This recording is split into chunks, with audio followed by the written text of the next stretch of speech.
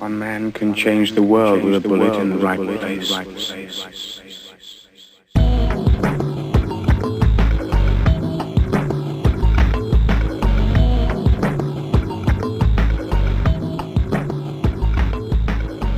Welcome back to the New to Pew podcast. I am known as Max Fallis. Thank you very much. And before you ask yourself, who the fuck is that guy? Please welcome the BBR Bagman himself back to the microphone, my brother in Lawrence. What's up, man? How are you? I swear that's funny every time. You do giggle every time I play it. Every time I hear Conor McGregor, it tickles me. I love it. Well, it's good to be able to laugh, especially at yourself and other people. Boy, is that the perfect tie-in for this episode. Yeah. Being able to laugh at yourself because it sucks to suck. You suck! Yes, this is the title of episode 11. We've got 11 episodes, bro. Congratulations. Give it up for us. We are maintaining consistency and high performance, which is essential in firearms training and ownership. So it's all tied together, man. It's all tied together. We are securely into double-digit episodes. That's it.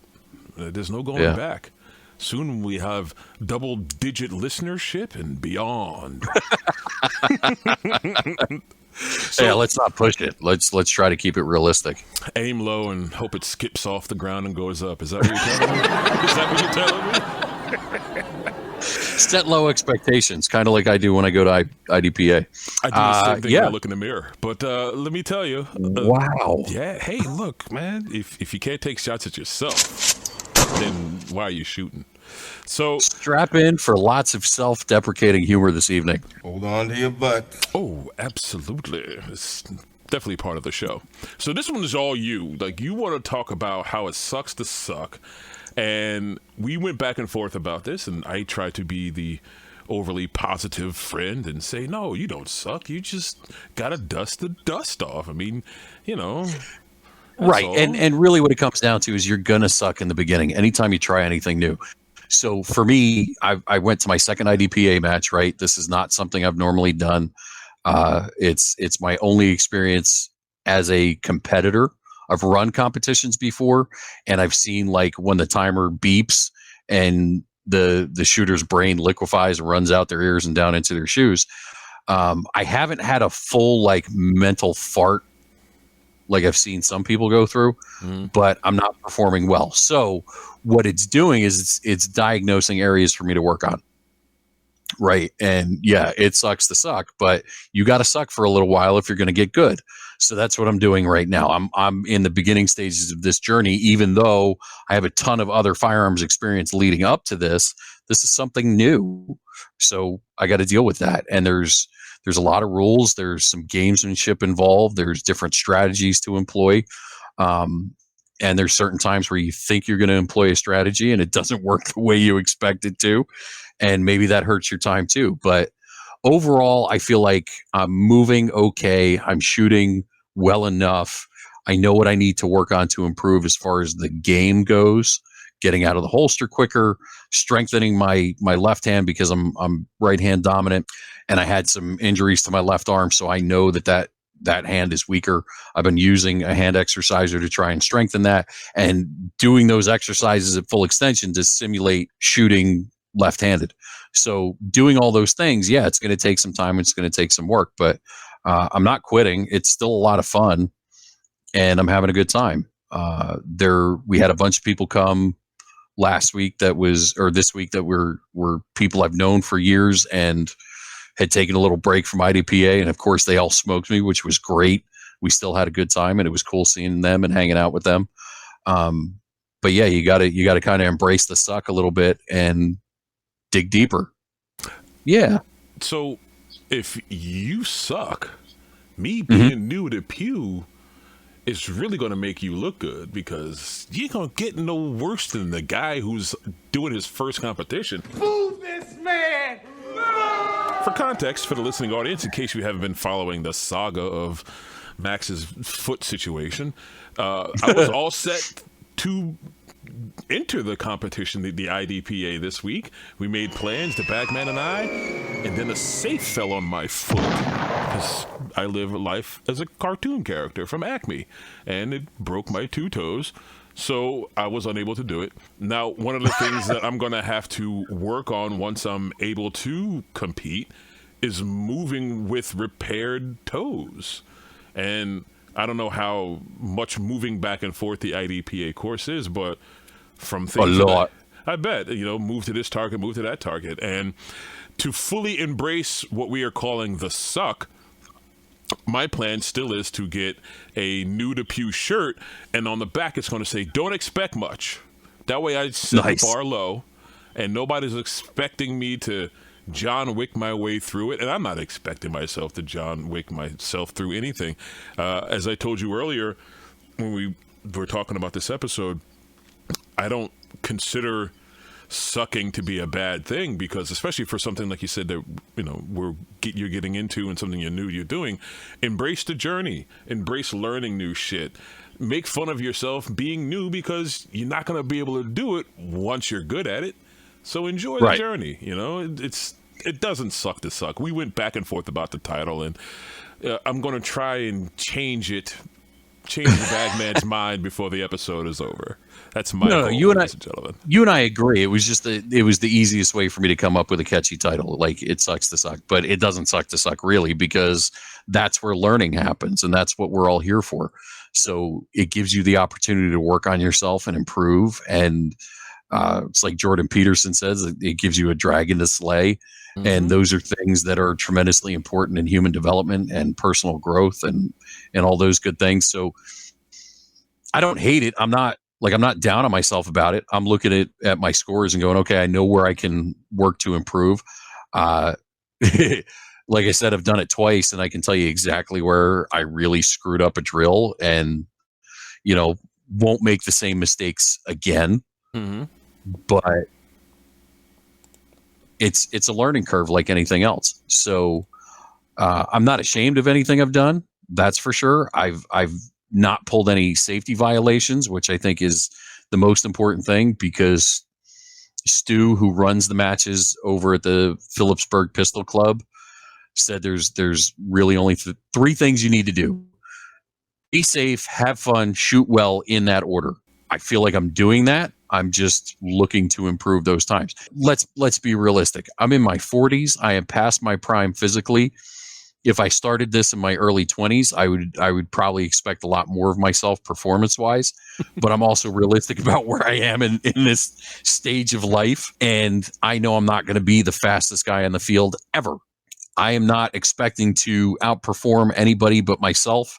The last match I went to, that's really my big takeaway from this. So I'm going to have a good time. I'm going to work on skills that I know I need to improve, and hopefully I do better than I did last month. Let me touch on that for a second. So now that you've identified your issues, and being that we're coming off the previous episode, which is training at home and dry firing, how are you going to what are you going to do to fix the issues you've addressed, and what are the issues? So physical issues, I'm not going to get into all my medical history, but I've had a bunch of stuff replaced, rebuilt, broken it again, repaired it again, like whatever. I'm practically a cyborg at this point. Gentlemen, we can rebuild him. We have the technology. I don't expect to run like a 22-year-old who's never had an injury in their life. I was never never the fastest guy on the field anyway in anything I ever did. So I know speed is not really my friend.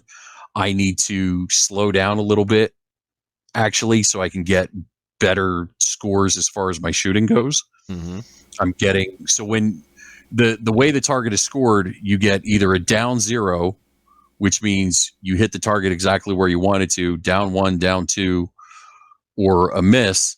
And depending on how far from the center you are, your score is going to get higher. So it's kind of like golf. You want a low score.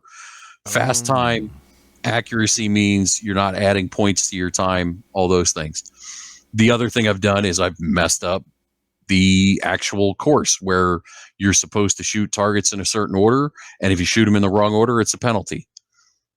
Okay. So those are simple things I can fix. As far as my shooting skills, I need to practice shooting one-handed.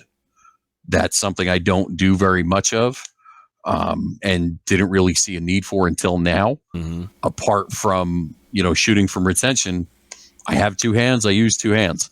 So there are a lot of courses in match where you have to shoot strong side only or offside only. Those are things I need to work on. So those are things where I can pull out the cert trainer and practice those and improve my shooting skills that way. More dry fire is more gooder. But yeah, I'm enjoying the hell out of it. Everybody's having a good time. We're having a few laughs. I gave out some new to Pew stickers this week. Mm-hmm. Awesome. So I sent like fun photos over to Max with cool people, and hopefully we get some of those posted coming up. And yeah, they definitely will. You can follow New to Pew on Instagram to see the pictures. Yeah, and see some of the cool people we get to hang out with in the IDP. So IDP happens third Wednesday of every month? Third Wednesday of every month at the Phillipsburg Pistol Club. My understanding is that you get to go 3 times just to try it out. And then you have to join IDPA, which is $40 a year, which is not a big deal. The match will run you probably 100 to 150 rounds. And Stu is really great about making sure everything keeps moving.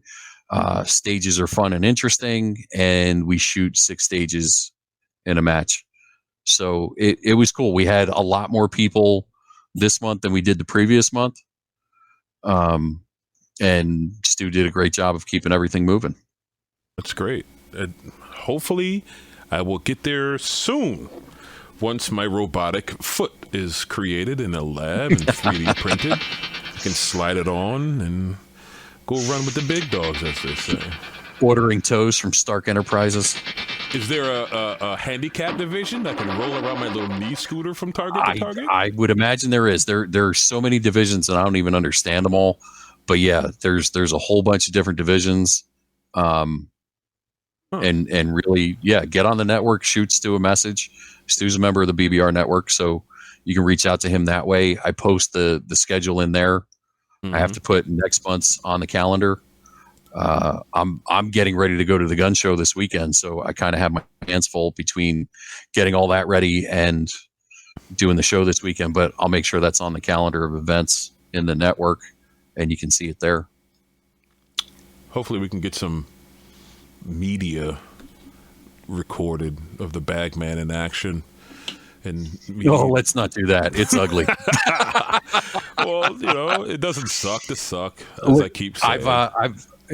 I've never been showy in anything I do, right? I'm very utilitarian, both in my personality, my skills, my manner of dress. I'm a pretty plain guy, other than a funny mustache and fancy hair. But even training in martial arts, like I remember recording things so I could go back and look at it. I was like, good God, this is before Kung Fu Panda was a thing. I was like, I look like a panda in a gi. It's just it's there, like the moves are happening, but it's all kind of slow and stiff. And yeah, I'm not a fun one to watch. Get on YouTube and look at somebody who's really good. Nah, I'd rather watch somebody who's realistic with their expectations. Like you said, you're a 40-something-year-old guy, and you would inspire other 40-year-old something guys that, like, yes, you too can do it. You too can be a middle-aged, overweight amateur competitor. yeah, with a cool podcast, educating the masses from the ground level up, ladies and gentlemen. That's what we're doing. I saw that meme that once you hit, I think it's 38, as a man in America, you have to choose, like, either you're going to start a podcast, you're going to be a micro brewer, or I forget what the third one is, but yeah. Yeah, some friends and I were discussing the midlife crisis, and I've got a couple of them.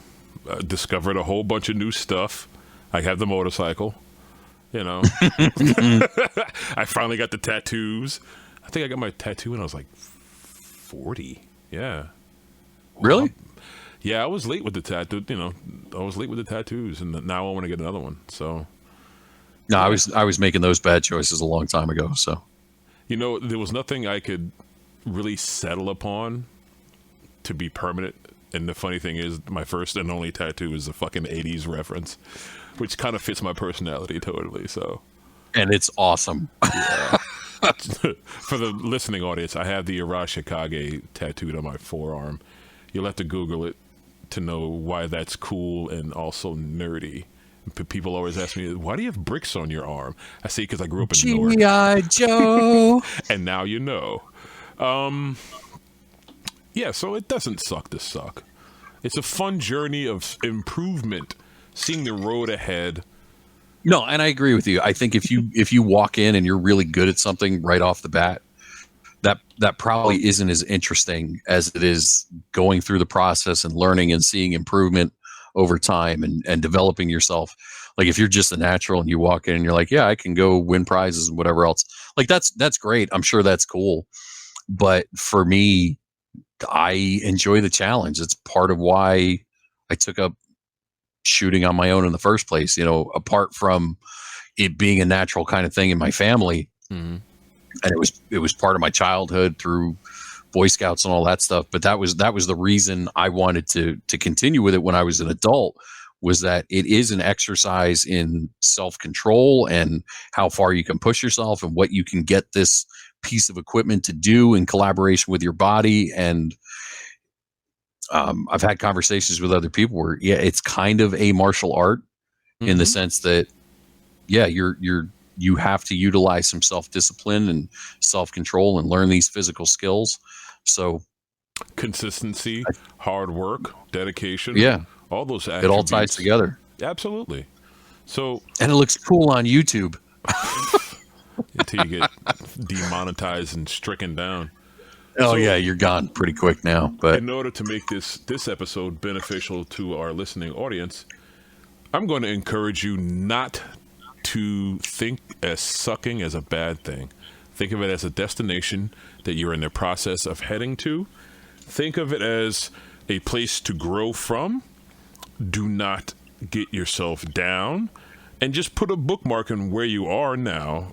That way, when you get to where you want to go, you'll be able to look back and say, I made it, look what I did.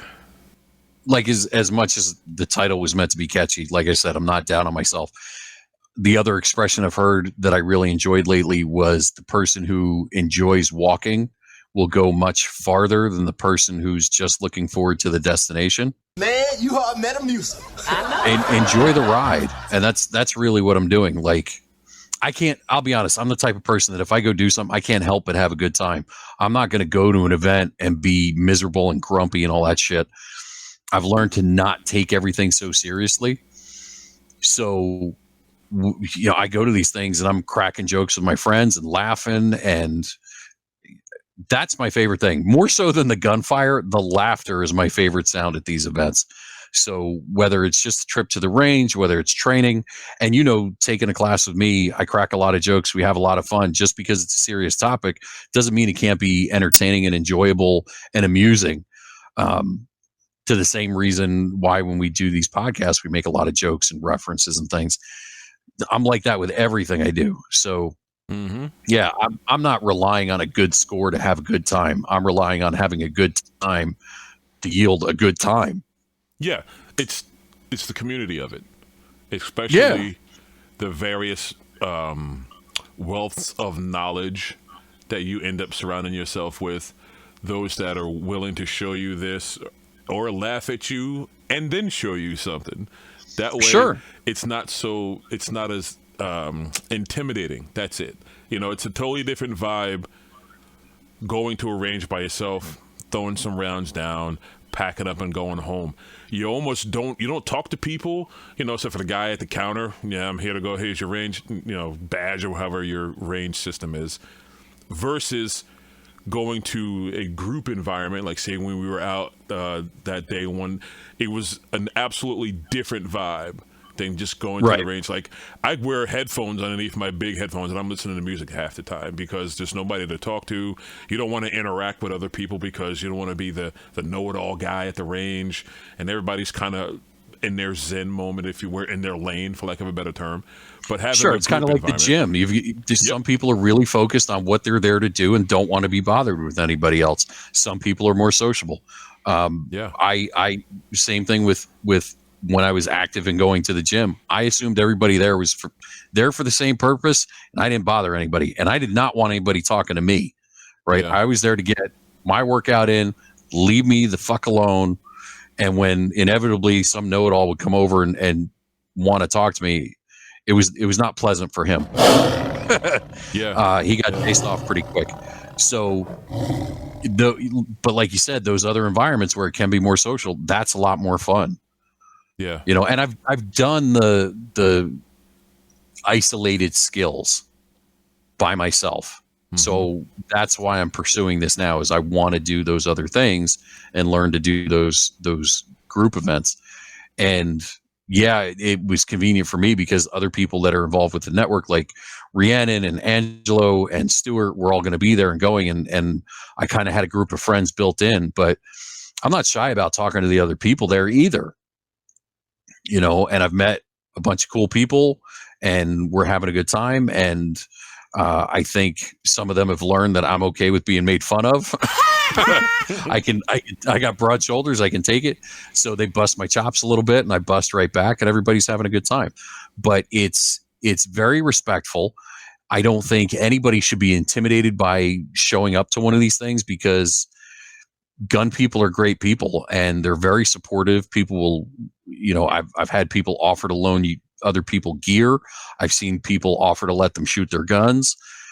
I can't imagine going to any other type of event and having someone go, "Oh, you're here to race cars tonight? You want to drive mine?" Hell no, nigga. I don't think anybody's going to do that. So it's cool. It's cool in a way that I think is unique in this community. So I agree. It's a lot of fun. Yeah. And I'm looking forward to you feeling better and getting out there and doing it with us. Hopefully you're ready for next month. And even if you're hobbling around with a boot, I'm going to say go do it because you don't have to be fast. Just go do it. We're going to call that episode "It Sucks to Suck 2 Electric Boogaloo." I like that. Write that one down. I'm putting that in the notes. Hold on. It's recorded, so it's officially canon, ladies and gentlemen. All right, so before we wrap up, you got a sponsor for us this time? I do. This episode is sponsored by Kill Cliff Energy Drinks. It's clean caffeine. They also have some CBD products if you're interested in that. And if you use coupon code BlackBag, you'll get a discount on your order. Check them out. Kill Cliff Energy Drinks. We'll have a link in the show notes. So that's it for this episode. Be sure to check out the sponsors we mentioned earlier. If you want to join the conversation, you can email us at new2pew@blackbagresources.com. You can check out the website, blackbagresources.com.